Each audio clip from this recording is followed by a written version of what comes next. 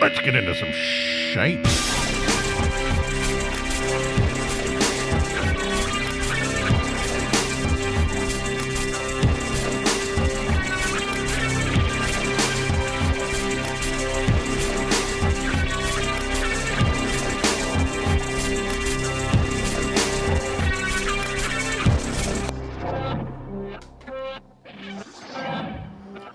Howdy, all the Tune Podcast fans. How are you? Hey, it's been a little while, right? I'm going to talk about what happened. Not a big deal. I'm not going to get into it too much. Just some stuff. All right. But I want to know how you doing. Today is St. Patrick's Day. Doing this show on St. Patrick's Day on a Sunday. And that's one of my favorite days of the year. I love St. Patrick's Day, although I remember when I was counting down till Christmas and somebody was like, hey, it's like we're halfway to St. Patrick's Day. I'm like, shut up. Give us a chance to have some Christmas, all right?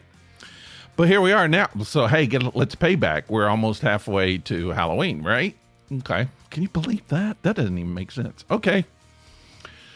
But it's a good one, right? You having a good day? According to the weather people, it was going to be a crappy day here in Atlanta. Now, I know there were storms all across the country this week. Did they get to you? Anything happen? I hope you survived them. Scary storms, man. I haven't been in a scary storm in a little while. When I was living in Chattanooga, there were several, though, and not fun. And I saw in the news, people's houses just gone. Can you imagine? Just waking up and your house is gone. I've been through a community that has, just right after a tornado has gone through it, it's amazing. Just nothing there. Stuff that you remember, it's gone. It's crazy. I drove through where I used to live in Chattanooga. A tornado went right through, tore up the porch on the house where I used to live. And the trees and stuff that were there were no longer there. It didn't even look like the same place I used to live. So if you went through it, I'm sorry. I have compassion for you. If there's anything I could do to help, I don't know what, but I'd be happy to. I don't think that, going through all of this, it's not fun. If I have anything I can loan you, send you, clothes, what do you need? Anything we can help you with on the podcast. We do have a listener line, 678-348-0008. You can call and let me know if you need anything. And even if the podcasters can help you out, maybe you're raising funds for something, it's a good time to talk about it. I have some people, some friends up there, listeners up there. Mr. Mike Poole's up in Ohio. I don't know. I think he's still, I saw him in a pink robe the other day on Facebook. Pink. He's a pastor. He's wearing pink, all pink. That's kind of a rap thing, right? He's hip hop. He's the hip hop pastor, I believe. So anyway, I hope everybody's safe. I'm safe. In Atlanta. I feel bad about complaining about anything. It hasn't been hot yet. Actually, next week it's getting down below freezing again in Atlanta. So I'm just like you people. I'm struggling. But St. Patrick's Day was good. We got out, we took our dogs to the dog park on a Sunday morning. We like doing that. They love doing that. It was one of the best dog park days. They had a great time. The dogs were particularly crazy today. Now, I have a poster in my studio of Atlanta Roller Girls event that happened, I don't remember when, several years ago. And they called it the Bangers and Mashups or something like that. Because, roller girls, they're banging each other. That's what these dogs were doing. There was a little current terrier, he would run. He should have been named Torpedo. He'd just run right at you and not stop. And he would just smash right into the other dogs. That was my favorite thing, man.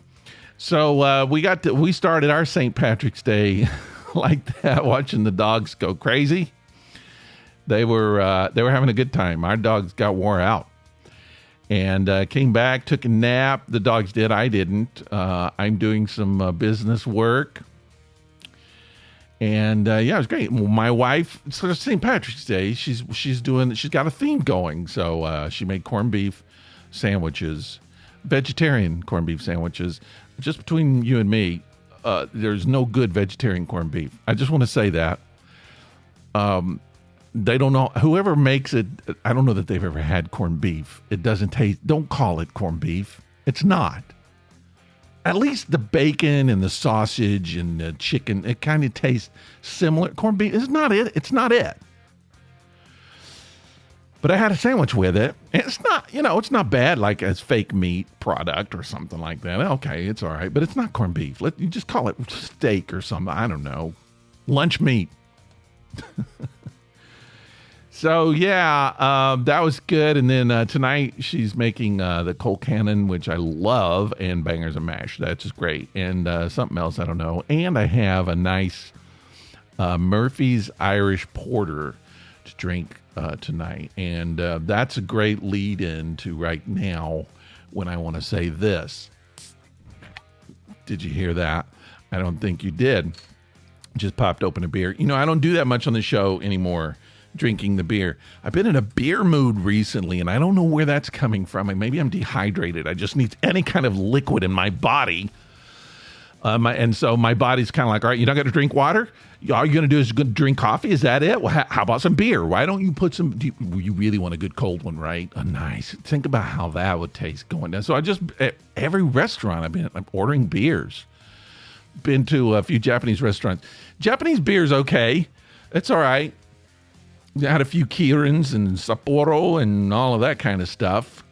Kirin, Sapporo. I used to could say it. Today on the show, I'm drinking Miller Lite. Hey, shut up. It's a Miller Lite. I'm not saying that it's the best beer in the world, although it's pretty darn good. It's better than a Coors Light. Coors people, I used to be faithful to you. Now, I think it tastes like water. I like the Miller Lite as just your just the basic, everyday, I don't want a glass of water, how about a beer kind of beer. It's good, got a nice flavor, and I enjoy it. If you don't like it, call the listener line, 678-348-0008. You're welcome to give me an alternative. A few people did write in to the listener line and say, what's going on? Where are you? Are you okay? Are you dead? I appreciate you checking in on me. That's what it's for. That's what the listener line is for, people. I put it there for that. I don't care. No one. I've had some people call and hang up. I think they're afraid to talk. People are afraid to be on the podcast. I don't blame them, and that's okay. One day, just work up the nerve and do it.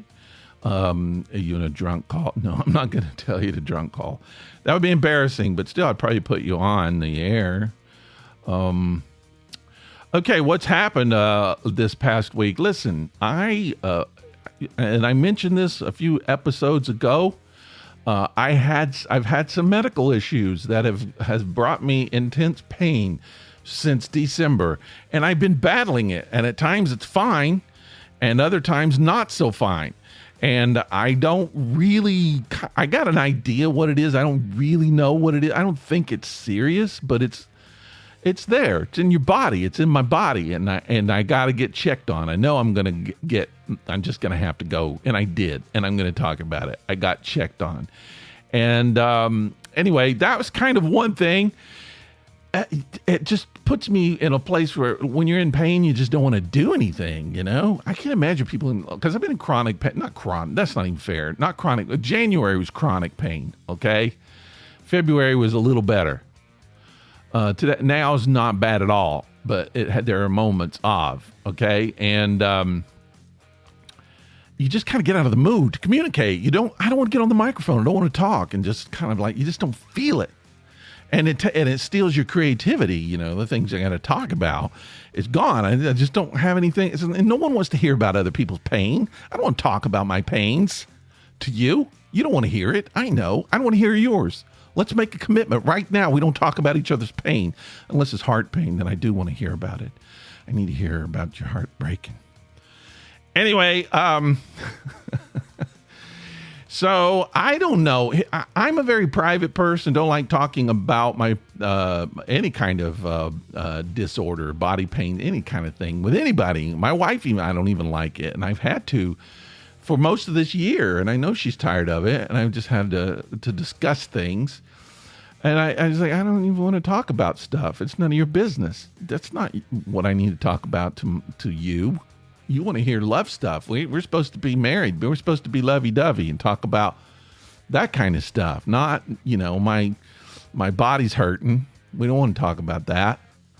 So I had to make an appointment to talk to the doctor about it, because that's what a doctor's for. And here's the thing: I have to go get parts of me checked that I don't really share with people. That's all I'm going to say. I'm not going to talk about what I'm going through, what I'm feeling. It's nobody's business. But I will say, I think it's just old people stuff, old guy stuff. And you got to, somewhere at some point after you reach the age of 60, someone's got to feel your junk. Someone's got to feel your stuff that you don't want people touching. That's a rule when you get to be old. And I'm not ready for that yet. I don't like any, I don't even want to touch it. Like I have to, when I'm in the shower, I have to play music, or I have to listen to a podcast. I have to distract myself whenever I got to touch myself. Because I don't want, that's not for me. Anyway, I don't want to share. I don't. And I had to do that. I finally had to say, all right. I told my wife, I was like, I'm going to do it. I'm going to set up an appointment, and I'm going to get checked on. I'm going to get looked at. I'm going to get touched in ways I don't want to be touched. And I fretted about it for a while. I was sweating it out. The night before, I'm thinking, tomorrow I'm going to go to the doctor, and my doctor is all nurses, and all women nurses, women nurses, ladies, the ladies, Dr. Women. I'm just kidding. And no, seriously though, it's all women. I don't think there's any men. A dude owns the practice. A doctor owns the practice, and the RNs run it. You go to a place like that, I do. That's my primary care. And they're good. I'm not saying they're not good. They're really good. But I just know that I got to go get touched by some woman I don't know. She's going to touch me, and it doesn't make a difference. I keep telling myself, the doctor, and I can't get any sympathy from my wife. And no woman's going to give me sympathy. They have to be touched all the time, by dudes even, most of the time. Very invasive. So I had to go for invasive exam. And I wasn't ready for it, but I did it. So I had to psych myself up. And that day I just kind of said, all right, here's what I'm going to do. Just like in meditation, I'm going to get in the moment. I'm going to Eckhart this way through. I'm putting some Eckhart Tolle on, man. I'm in the now.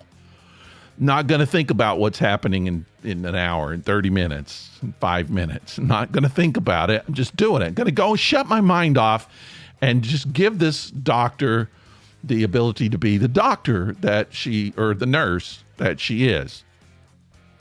The medical profession, let's say, professional. And let her do what she's got to do. What if she doesn't have to touch me? What if she doesn't even need to look at anything? It could happen. Probably not, but it could. So I did that. I had to do it. I had to shut it off. And I went there. I stayed in the moment. I didn't anticipate. I didn't question, didn't make any kind of thought process about it. Just went. Whatever was going on now, did it. And see, this is how I had to have my colonoscopy a few years ago. I almost left. I really freaked out.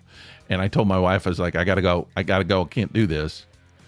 And she said, what? And I was like, nah, I got to go. And she said, well, you can't. And I was like, oh, I can. I'm leaving.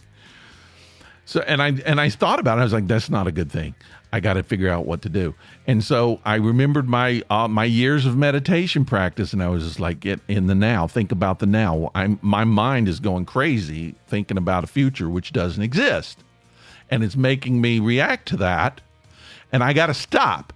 So I got to get into the now. And so I did that. I really tuned myself into the now and breathed and just felt the sensations of what was going on right now and paid attention what was going on, where I was sitting, what I was doing, what I was thinking, what I'm breathing, how I'm feeling in the now, not later, not in the past. And I was able to get through it. I calmed down. I was like, this is okay. And I got in there. had the colonoscopy, woke up, and I was like, really? That was it? That's nothing. And it was true. All of the stuff my mind was telling me was horrible. It was nothing. So I tried it. And it was something. Though she was touching me. This nurse had to get in and touch. And I just let it happen. I was like, it's professional. And this is what has to happen. In just a few minutes, it'll be over. And that's okay. And so I did that. I just wrote it out. It wasn't any, I don't think it was the pleasure for her, for sure. I felt like sending her an apology bouquet. No one, you don't want to do that. You don't want to touch strangers. No one does. It's your job to touch strangers. I can imagine, but that's what she does every day. Sometimes you get to touch their arm. That's not too bad. This wasn't an arm, by the way. Anyway, so and then we pretend like it didn't happen, and then she kind of like she diagnosed. She's like, "Oh, here's what I think's going on," and she showed me some pictures on the internet, which I didn't want to see. I don't like seeing I don't even look at pictures of my own colonoscopy. It's like Halloween stuff. I don't want to see it. And so she said, "Here's what it is." And I was like, oh, "Okay." And she was like, "I'm not too worried. There are things that you can do. Here's what I suggest you do." And she gave me things to do. No real medication. Just watch and take care. And if any changes happen, call me. And then she let me go. And I felt better because I was like, for a while, I was thinking, I'm a goner. I'm a goner. I'm going to go in there and she's going to be like, holy crap, I've never seen anything like this. I would just say don't buy milk with an expiration date too long from now because I'm not going to be able to use it, So, but that didn't happen. And I left. I felt better. And so I'm not totally better. I know what's going on in my body now, and I got to take care of myself. But I don't think that it, at least right now, I'm not going to die from it. So, and I feel better right now than I've felt in 4 months. I'm kind of pain free presently. That could change, I know. So I feel kind of good.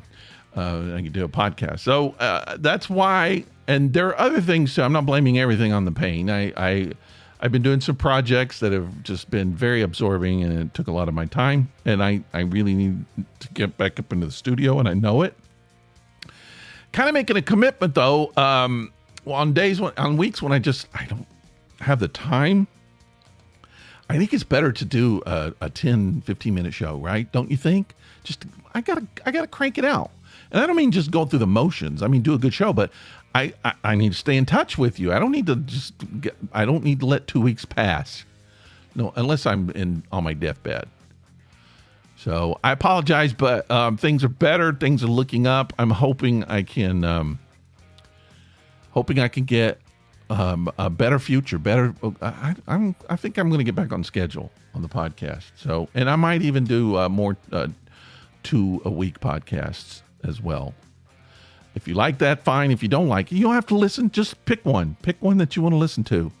If you have been listening to the podcast, I've started this feature this year, I think. Really, I started a month ago. Random questions. Random questions people send me. I don't care. Just send it to me if you want to know anything. I'll try to be honest. I'll answer any random questions. I'm going to do 3 a show. You don't have to send 3. You can. I'll pick the best or all of them if they're all good. So here they are today. Random question number 1. Let me take a sip of this delicious beer. Oh,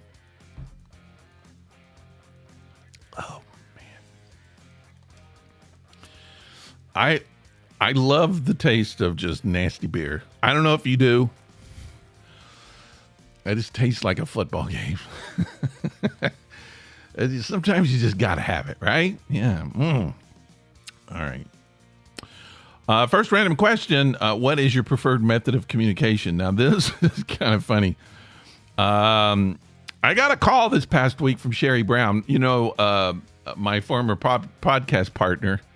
We're still friends. We made up, and we're friends now. That's a good thing, right? I think so. We haven't got to spend a whole lot of time together, but we're communicating. She called me, and I was like, "Why are you calling? You know me. I don't talk on the phone to anybody. Why are you calling me? My wife won't even call me." And she's like, "Oh, I just want to talk." And I was like, "I don't talk to people. Why are you calling me?"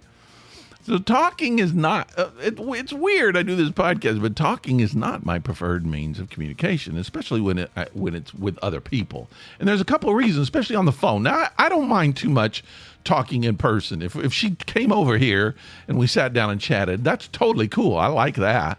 I don't mind I can't stand talking on the phone to anybody for a lot of reasons. But one reason now, as I've gotten older, I can't hear. I've always had I've had a progressive slight hearing problem. And now that I'm older, I can't hear well. And I spend the whole time like, huh? What'd you say? I don't know what you just said. I can't understand a word she's saying. So that's one of the reasons why I just don't like phone calls. So that's out. Means of communication. I don't mind texting at all. I kind of like texting. Emails I used to love. Emails, sometimes they get lost. So I'm okay with emails, but I prefer not. I guess I'm going to have to go with texting as my preferred means of communication. I text my wife when we're making love. No, I don't. I can't even believe I said that. I think it's this beer. I only had one sip. Anyway, but we do. We text each other. We'll be laying in bed side by side, and we text each other things. A lot of times it's like puppy videos and cat videos and recipes, a lot of recipes. So that's what we do. We text. That would be really weird if we called each other sitting next to each other, but we don't do that. She knows better. Okay. Number 2, what is your personal mantra? I don't have one. I don't think I have a personal mantra. I probably do. I just can't think. Here's one that I know of. I say this a lot. In fact, who did I say it? Maybe I said it to my wife the other day. I always say, "This too shall pass." It's true. I've learned as you get older, there's nothing, almost nothing, except the thing that's going to kill you. That won't pass. You will pass. But everything's going to change. Yeah, that's what I was saying to my wife. We were talking about spending time together, and I was just like, it's going to change. At some point, we won't be. And it sounds morbid, but it's true. People die. You don't live forever. And at some point, you're going to get sick. You're going to not live forever. Something's going to happen, and the relationship is going to dissolve. I'm a big fan of Jason Isbell. A lot of you know, wrote a lot of romantic songs to his wife about not splitting up, just really getting in there, making it work, staying together. And they just announced they're divorcing. They may be divorced now. I don't know. It doesn't stay the same. It always changes. And that's not just relationships. It's everything. I mean, food goes bad. Possessions gradually fall apart. Your house falls apart. Clothes don't fit. Things that are important, you eventually throw it in the garbage. This too shall pass. It'll change. It won't be the same. This podcast will come to an end one day. I don't know how and when, but it will. And one day you'll stop listening. You probably already stopped listening. I bet you're not listening right now. But that's the thing. And the good thing about passing is if you're not listening right now, one day that'll pass. One day you'll listen, right? Okay. Number 3, what part of your identity do you believe will never change? What we were just talking about. And that's what I'm going to talk about here in just a few minutes. I don't know. A lot of things about my identity have changed. I'm not the same person I was. If anything, I think I'm the same as far as like, try to be nice to people, try to be kind, compassionate. I don't always succeed. But I do. I'm not, I don't think I could be a mean person. I don't think I'm the kind of person that just, I couldn't be in a profession where it was like cutthroat. You had to get out and, just take advantage of the other person. I couldn't do that. Never been able to do that. So I think that's probably, maybe, I guess, the one part of my identity will hopefully will never change.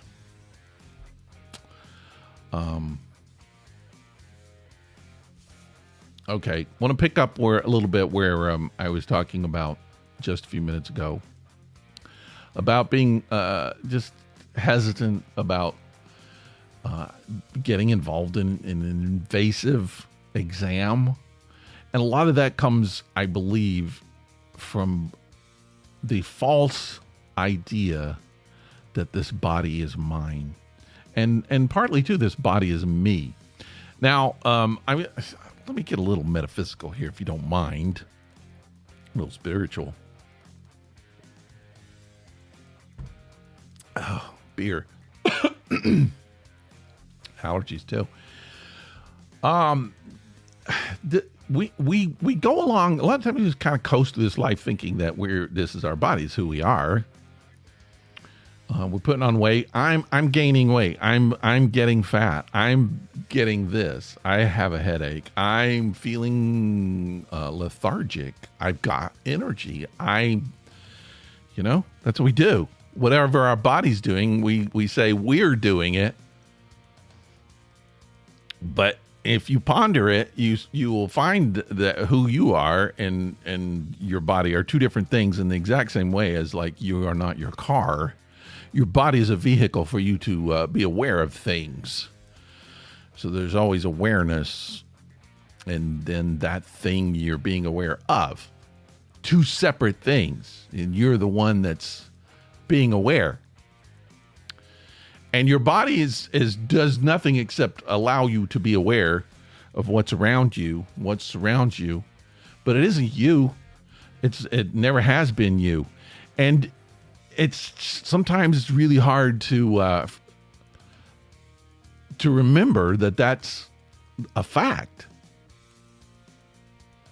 If you have a chronic pain, if you're one of those people who live with chronic, I don't know how people do it, but if you're one of those people who live with chronic pain or a disability of any kind, like a constant, even something you just can't ever change or something that you were born with or whatever. It's just like people like that will tell you your body's not you. They know it more than we do, because what we do is we get into these zones where everything's going quite well. I won't say perfect, but pretty good. We're feeling good. And then we start thinking, I'm in good shape. I feel good. I don't have any problems. And then when the body does have something happen, then it all comes crashing down and we get panicky and we get depressed and what's happening to me. And I spent a lot of time when I was going through pain, like trying to really find that division of who I am and then where the pain is. And I am that person who's aware of the pain. There's always that question of why does that need to happen? I don't have an answer for that one, but I can tell you that who I am doesn't actually experience pain other than just as being aware of it. So the source of the pain is the body. Just like you touch something, if you touch anything with your body's feeling it. Your body's actually causing you to be aware of it. And you could say that's me, but it isn't. So I don't know what I'm getting at, except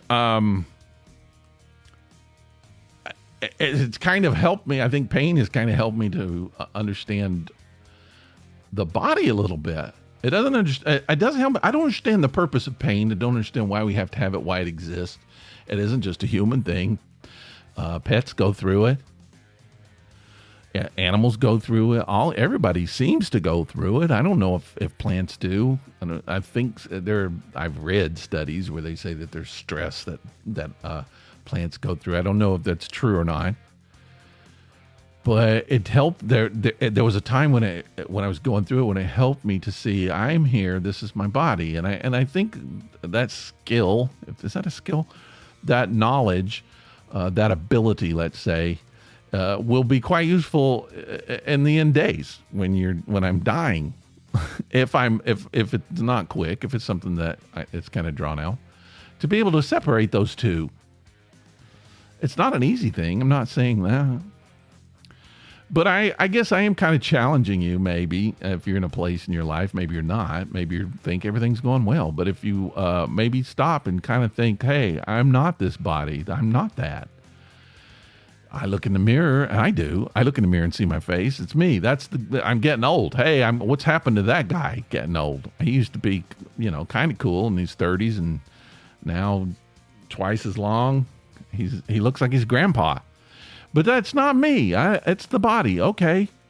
The body's looking like that. Bodies change. Trees change. Grass changes. All right. Just the landscape changes. The Grand Canyon got cut out by water. Everything's changing. This too shall pass. This body will pass. But have you ever noticed that the essence, who you are, it's the same being, the same awareness, the same entity as when you were like 4. It's the same. You don't feel like you age. You look in the mirror and go, whoa, I've aged. But you don't feel like it because you haven't. The who you are has not changed. It's the one thing that doesn't ever change. And I don't think we really have a grasp on who we really are. We encounter people all the time who put labels on us, put personality traits on us, say we're a certain way. My whole life, people have said that guy is like this. And sometimes I get it. I'm like, yeah, okay. Other times I was like, wow, they missed that. My mom said something to me one time. I was like, whoa, really? That's what you think of me? That maybe when I was younger. That's a long time ago. So I think sometimes we get frustrated about how other people think about us and how other people classify us or categorize us or put us in a box. But the reality is we do it to ourselves too, because none of us don't really know who we are. We think we do. We've talked ourselves into believing that we do. We think, hey, I live with myself. Sure, I do.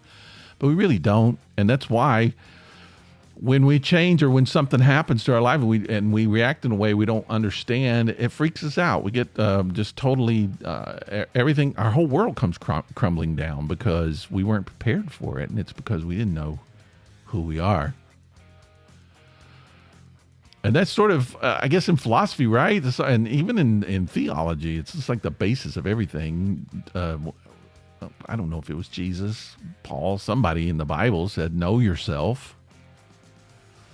And that's the key. That's the basics. That's the very, very, I feel like it's the key to life. It's the key to religion. You don't even need religion if you do that. Know who you are. Know what you are. There's a lot of videos on YouTube that'll tell you. Know who you are. Know what you are. And that's it. That's all you need to know.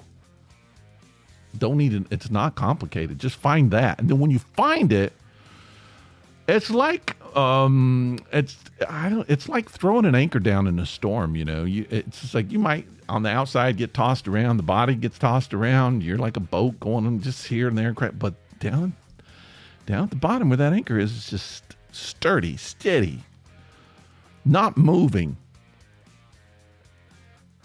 It's a good way to get through life.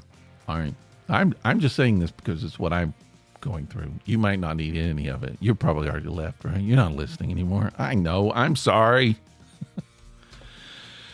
All right, my people, my friends. I called you my people. I don't know why. You're not my people. I don't own you anymore. I've set you free. You're no one's people but yours. I don't even know if you're yours. You're the universe. This body, who we think we are, we're just borrowing it.